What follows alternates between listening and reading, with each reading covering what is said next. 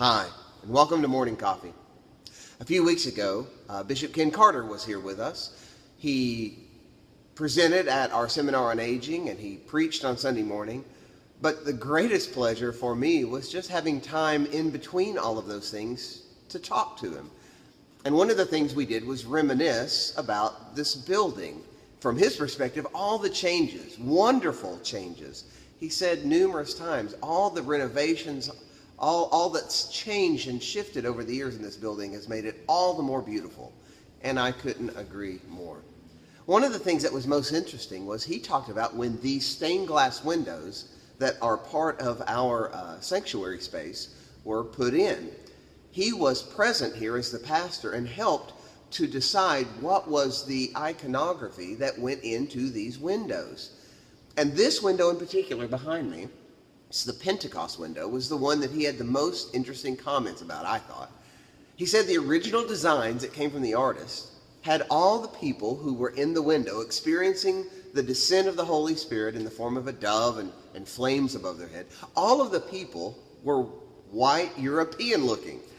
And Ken was the one that said, oh, you have to go back. You have to change that.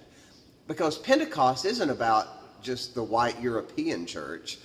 It's about people of all areas, all regions, all people experience the power of the Holy Spirit. And so the symbolism of this window is that when the Holy Spirit descends, you'll notice that the people are of all different races and looks. Some are eyes wide open and looking up to the Spirit. Some are receiving it in prayerful acceptance. There are men and there are women, people of different ethnic races. And that is a point that we never need to forget. The church is for everyone. One of the things you will hear me say, and I think most pastors say, is that everyone is welcome. And when we say all are welcome, we mean all. Sometimes we get into our small groups in churches. We think that everybody believes the way I do. Politically, if I'm conservative, progressive, everybody here thinks the way I do.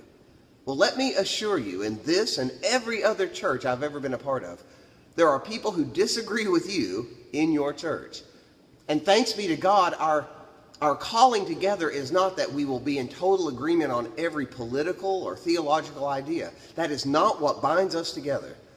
What binds us together is the presence of God and the Holy Spirit that is working in and through each of us.